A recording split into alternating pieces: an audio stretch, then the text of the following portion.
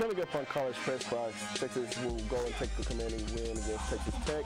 The softball team will go and win the commanding lead against Texas State. The volleyball team will go on the court against the Chinese club team. And the soccer game had an amazing game against Oklahoma State. All this more coming up on College Press Box.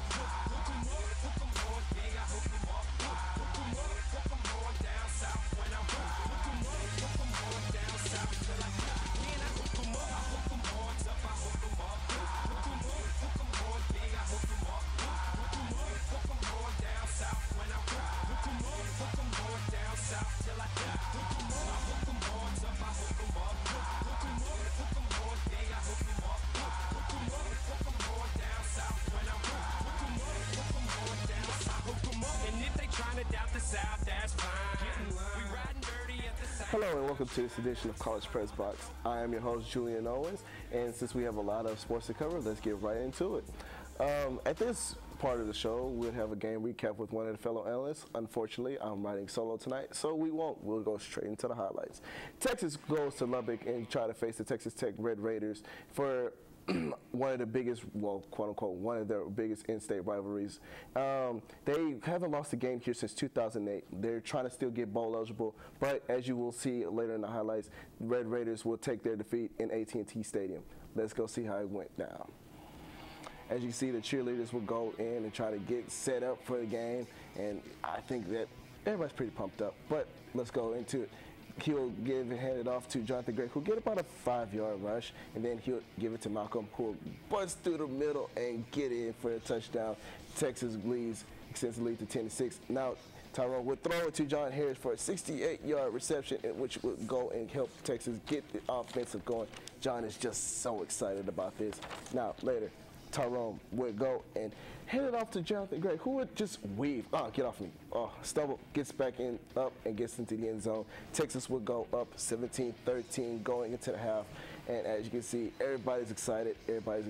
And then even the cheerleaders seem a little excited there for the camera. Just saying how they are happy for the Horns. Now, let's go in later. Texas, he'll do a play action, and he'll give it to the freshman who will go for a nice little game. Now, Malcolm Brown goes in, rushes it one more time, gets through the hole. Is it in? Does he cross the plane? And they say he will. Texas would extend their lead to 24-13 at this time. And then, again, rushing. I don't know what to tell you. This Texas rushing offense is just amazing. Jonathan Gray will go in for a little bit more. And as you see in this next play, one more time, Tyrone straight to Jonathan Gray. Gets about 10 yards almost in that play. And now Texas will go and extend their lead and win 34-13 with this game. Now, the rushing game isn't the only thing that was the highlight of this game. As you will see in just a second, John Harris, who's getting congrats from the crowd, he gets 5 receptions for a career high of 165 yards. I congratulate John Harris for that one.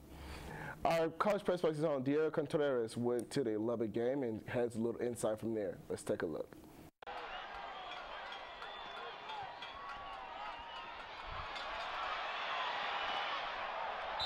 After being shut out the previous weekend, the Longhorns bounced back in their 64th meeting of the series against the Texas Tech Red Raiders and a convincing 34-13 win on the road. Great team victory, and just to watch us bounce back after getting shut out last week. And, you know, look at us offensively, able to move the ball down the field. Tyrone made some really good throws. You know, we had some drops there early that, could have really put the game away, but it's just great to just see us bounce back. The Longhorn defense responded by holding Tech to 13 points, including a big hit by Quandre Diggs to send Tech quarterback Pat Mahomes out of the game, and a late interception by Mike Thompson put a nail in the coffin for the Texas Longhorns. We wanted this to be a physical game, and Malcolm Brown ran well as Jonathan Gray. Malcolm Brown had his 11th 100-yard carry game of his career and the first of his Longhorn season. I felt the guys on the sideline. I felt that we knew that we weren't going to lose this game. You know, the guys just had so much confidence and had a couple slip-ups at the beginning, like you said. So, I mean, it was definitely great to see everybody keep their composure and go out here and get this win. It's great to get this win. Now we get back to home, get home and get ready to go play West Virginia. From Lubbock, Texas, this is Diego Contreras, College Press Box. Well, we have at least one analyst here who was talking a little football with me. We have Arthur Ray, who's joining me in the studio. Arthur, how are you doing today? I'm doing good, man. I can let you have it solo, so you know how to come and get a little bit of the spotlight, but we're going to make it happen, you know? You shared a little bit of the spotlight today. But before we get right into our Texas Tech game recap, we have Coach Strong who will talk a little bit about what happened at the game. Let's take a look. You know, it was a great team win, and it was just great to see us go on the road and play a complete game. And I said before the game, I said, I don't know what team is going to show up. But you look at us on offense, we had a 200-yard passer in Tyrone, a 100-yard receiver in Harris, and then you had a 100-yard rusher in Malcolm Brown. Offensive line did a really outstanding job of blocking, but it was just you watch us start off slow on offense, and then we kind of got it cranked up. You know, we had the one mishap there where the ball slipped out of Tyrone's hand, and they scored a touchdown, and we were able to get it back together. All right, Ray, let's get right into it. The first question comes about Texas Tech against Texas. This record now will be extended with Texas 49-15 against Tech all time. Now, I want to ask you, what is this little rivalry that Texas has against Tech? Is it a big rivalry, or is this just a team that Texas just can stumble upon and win over every year? Well, any rivalry in Texas, you know, Texas teams going at each other, it's always going to be a bit of a rivalry. It's not, you know, the Aggies or A&M what it used to be, but Tech, you know, they show a little feistiness, a little bit of fire going against Texas. So it's always a nice game, and you know, going out there playing some football, it's always nice. Okay, then. Now, Ray, let's go into it. Coach Strong talked about earlier in his interviews that some days he doesn't know what team will come out. With that being said, Ray, what do you think is this identity of this Texas football team? Are they a team that can come in and try to win big games or try to play any kind of competitiveness, or they're just a team that will only play really decent or great against little opponents? Well, see, that's this question that remains to be answered is, what is this team? They have their games where they come out. You have Baylor and OU where the defense, they're playing great. They look like they have a chance. And then you have games where they just come out and it's just terrible. But I think it all comes down to swoops in the quarterback situation. You got to ask yourself, where would they be if they had a David Ash in there? And not that they have swoops, he's trying to find his place. You know, he's a good quarterback when he is calm. But once you get him rattled up, he tends to go outside of the pocket and just tries to extend plays, and he hasn't developed that ability yet to be able to do it. So the defense is definitely top notch. It's just bringing in new people and getting the people that we have here now fully developed. Okay, I couldn't agree with you more, Ray. All right, right before we get to the last question, we have Look another at Trickett side from and Coach Strong. We're going to talk a little bit about West Virginia. Let's take a look. Look at Trickett, and the thing about it, you know, you're getting a guy to transfer in there, and he played, you know, he started some games at Florida State. Now he's at West Virginia. But you look at the bigger receiver, Kevin White. That's it.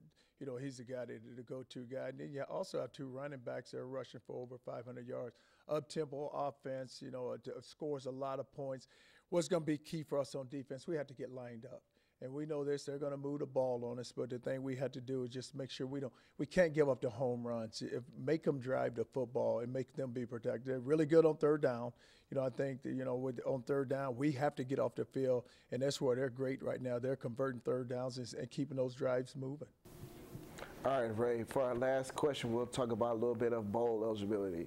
Texas has 3 last opponents.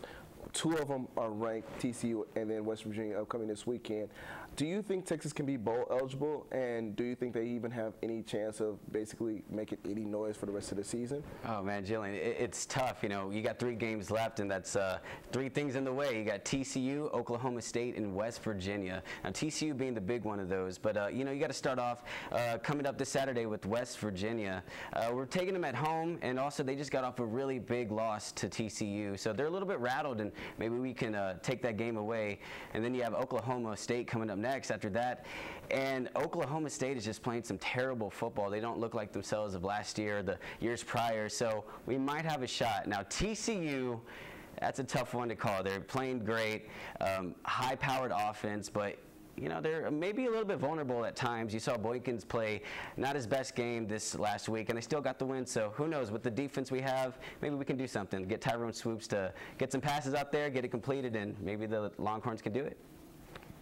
All right. Well, thank you so much, Ray. We'll have you later on in the show for us. Well, stay tuned real quick.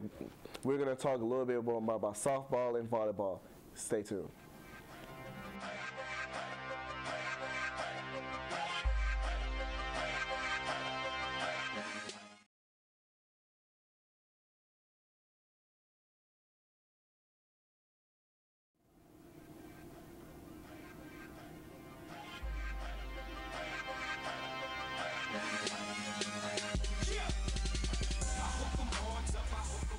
Welcome back to College Press Box. The number 5 Texas volleyball team played against the Chinese club team Zhejiang this past Monday night in the exhibition match and won the match in 3 sets, a clean sweep. Senior Sarah Haddis with a match best of .75 with 6 kills and 6 blocks, with Texas controlling the first set, leading in 15-6 lead. And then they would go on to win the first set 25-15. The second set was a little struggle for Texas, tying 24-24 in the late, but before the Longhorns took a 2-0 advantage to win the second set. The third set with the score was tied at 10, but now the Horns will go with a 5-1 stretch and will take the final set 25-20. College Press Box's Taylor Smith went on to the game and got some insight on the first of 2 exhibition matchups.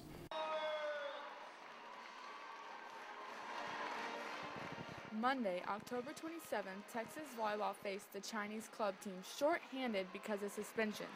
Texas coach Jarrett Elliott talks about the suspensions. So we have standards that we've created within the program, and no one's greater than that, including myself. There's high expectations being in Texas, and we try to make sure that the standards are good and the culture is good. And sometimes, these young ladies make mistakes, and they made a mistake in terms of the team rules, and we talked about it. We're going to move forward. We've controlled it. We've made our discipline actions, and they'll do some extra, and we'll get back at it.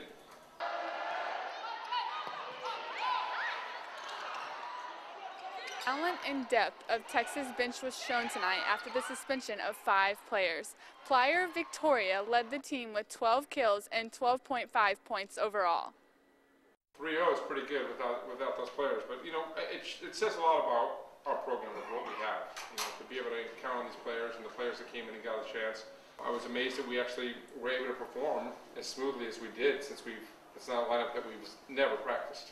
So players have been working hard, and they've deserved that, and builds a lot of trust. Taylor Smith, College Press Box. The following day, Texas played the Chinese club team again in their second exhibition matchup. Well, this time the Horns will win this one in a close match, 3-2.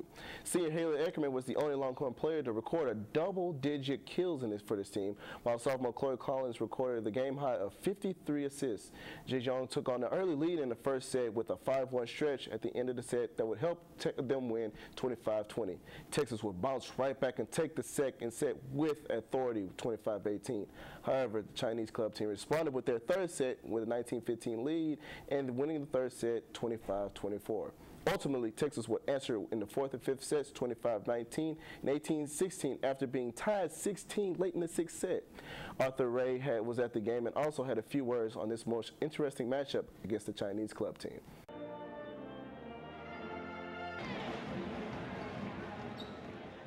Dropping from number 2 to number 5 in the AVCA poll, the Texas women's volleyball team used the heated 5-set match Tuesday night as a learning tool to get the team prepared for the return to conference play. Coach Elliott discussed the advantages of the match. Overall, it was great to be in that situation at the end of Game 5. You don't get many opportunities to kind of recreate that importance, the urgency, and the ability to kind of execute. We made some big plays at the end, and stayed patient. They I don't know how many it was, like 3 or 4 match points, and we had a couple of stuff blocks that they were just scrambling to get over, and they found a way to do that, and I liked what our demeanor was.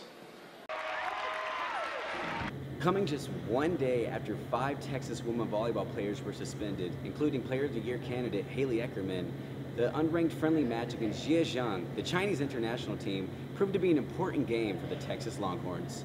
We just needed this to know that no matter what lineup was out there, that we were going to compete, and that could happen in the end, in the end of the season. And so I think it's just a big motivation for us to kind of get back to playing Texas volleyball.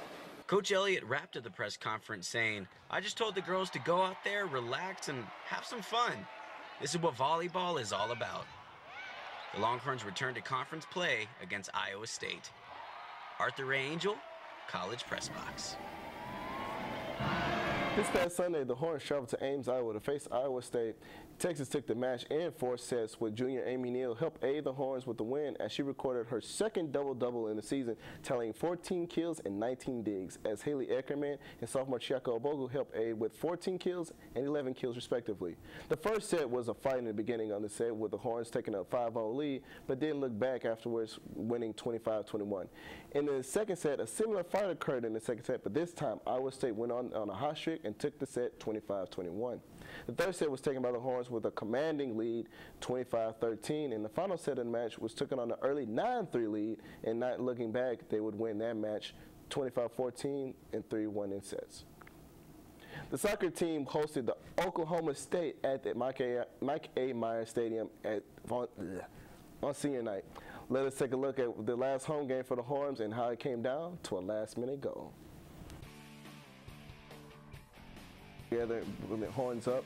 Now, early in the first half, you have Julia Deitch coming off to the second and try to kick it right here. You'll see it, and it goes a little wide left, so it would still be still 0-0.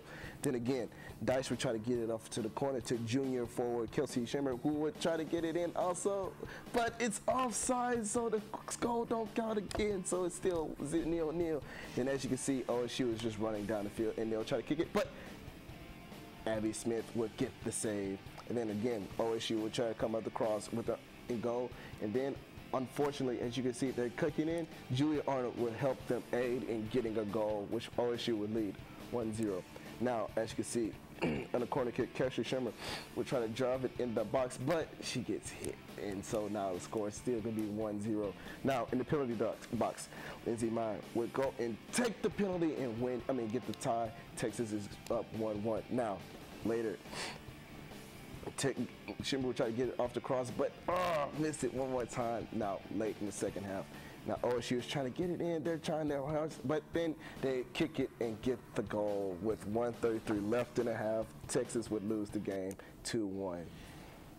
From Myers Stadium to McCombs Field, the softball team hosted the inner-city opponent, St. Edward's University at McCombs, and defeated the Goats 17-2.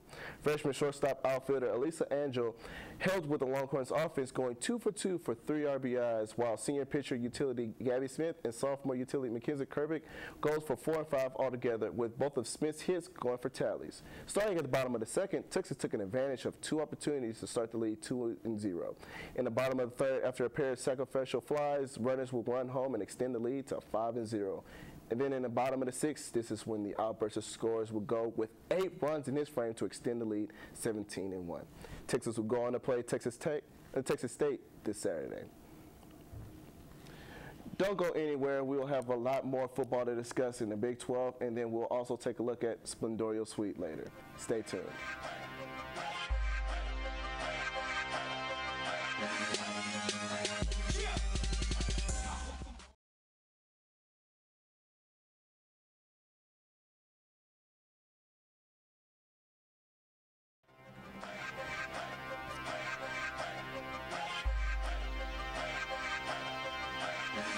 Thank you for tuning in with us on College Press Box. Now, back in the studio with me is Ray. Ray, let's just skip the formalities and let's get straight to the Big 12 conference talks. Now, let's first talk about TCU and West Virginia.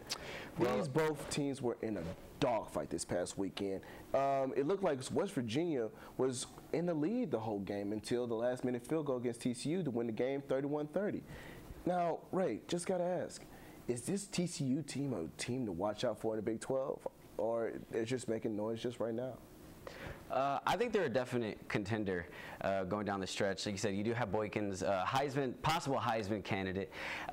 Not his best game, but man, the running back for them coming in, he had B.J. Catalon stepped up, in the fourth, 105 yards, 2 touchdowns, doing his best. LaDainian Tomlinson, maybe get him some hope. So TCU is definitely a good team going down the stretch. I think they have a definite chance. Okay. All right, now we're going to go to OU against Iowa State. Oklahoma took control of the game 21-0 in the first quarter, then ultimately won the game 59-14. Do you think this Oklahoma team still has a potential to win Big 12? Or, I mean, do they have any kind of placing in this conference? What? Well, I'll tell you what, if Trevor Knight comes out playing like he did, they definitely have a chance. It's the player that we thought we were going to see all year. 3 touchdowns, over 100 yards rushing, 2 touchdowns with that. He looked great out there. And the defense was just nasty, shut down out there. Very nice going against Iowa State. I think if their defense is up and Trevor Knight can play the way he did, I think that Oklahoma State, yeah, has a chance. Oklahoma has a definite chance out there. Okay. Now, let's talk about one of the big powerhouses for Big 12, Kansas State. Kansas State routed, looked like they really did rout Oklahoma State 48-14. Really question that we're going to just ask so we don't skip the formalities. Does Kansas State have what it takes to make it to the college playoffs? Do you believe so or not? Oh, college playoffs, Kansas State. I personally don't think they do. That's just me personally, but who knows? They came back, they went down points, and then had a 45-point run going down the stretch. Played very well, and any team plays like that, you definitely have a chance going out there. But then again, you do have the powerhouse teams. TCU looks great, like I said, very phenomenal out there. Alabama, Notre Dame looks tough. So, playoff system, we'll see how it works. See if they can sneak in there. Okay, let's see if they can later. Also, before you leave, Ray, I just have to ask, what are your keys for Texas success against West Virginia this upcoming Saturday at the DKR Memorial Stadium? And what are your score predictions? Key to success, Tyrone Swoops, just move the ball, get completions, play smart, get that defense on them, play nasty, shut it down. And as far as predictions go, ooh, do it to me. I hope it's a close game. I don't believe that Texas will win, but about 34-33. 34-33. An odd score. Why not? Let's do it. Okay, let's keep it that way. You heard it here first, 34-33. All right, Ray, thank you so much for joining me in the studio tonight. I didn't have to be alone as I thought I was going to be. You have a great night, man. I'll try. You too, man. All right, coming right back up, we're going to end the show with This Week in Longhorn Sports, and also we'll take an insight on the Sblendorio Suite. Stay tuned.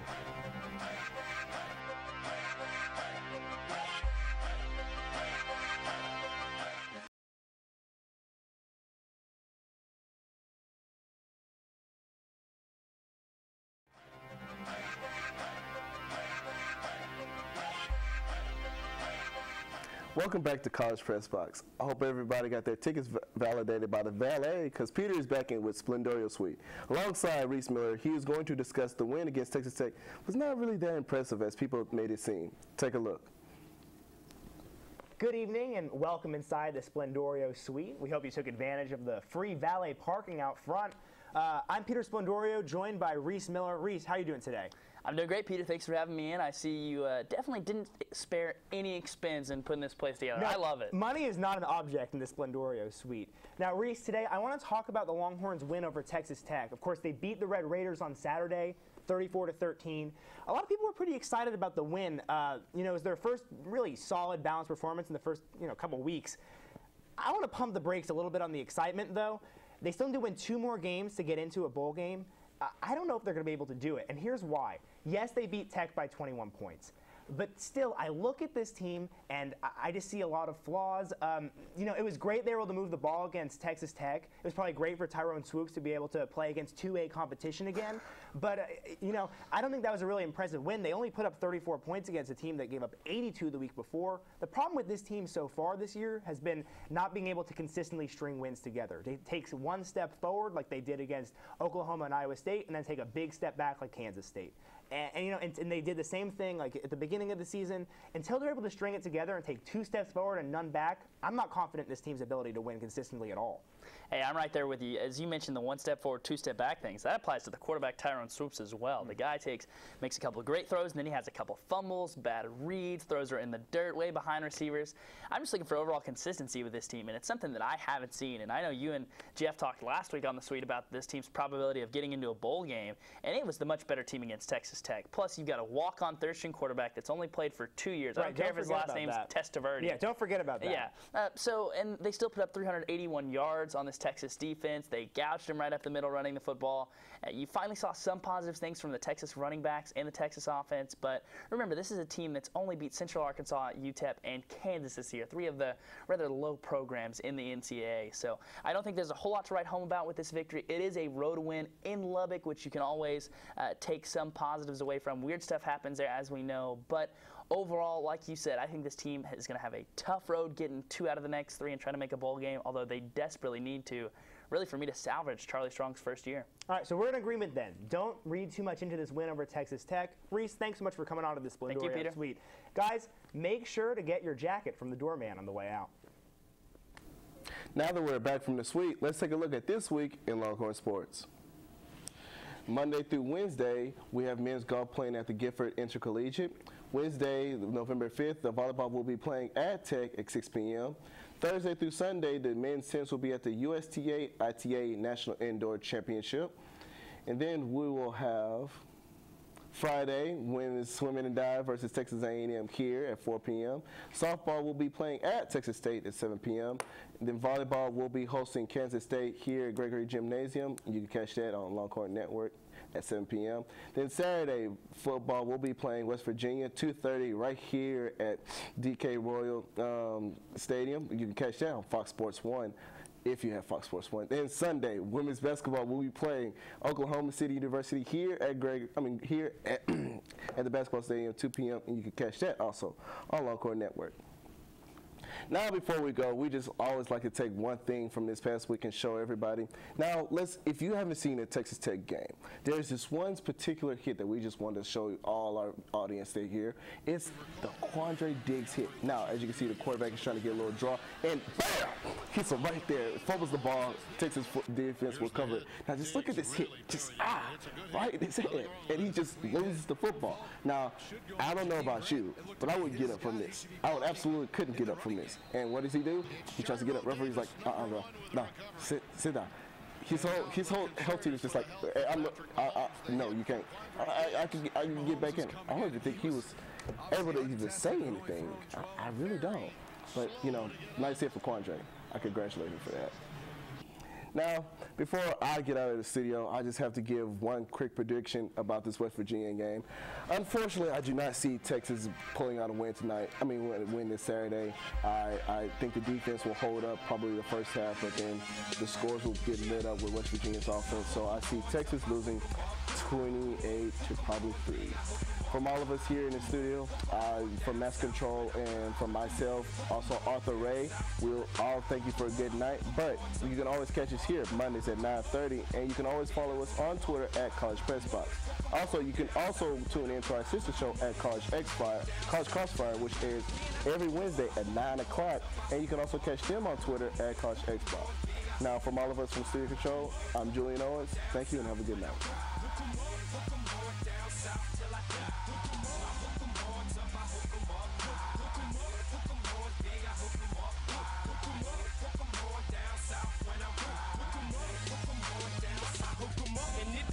Doubt the South, that's fine. We riding dirty at the same time, shine. For all the dope boys pushing on the grind.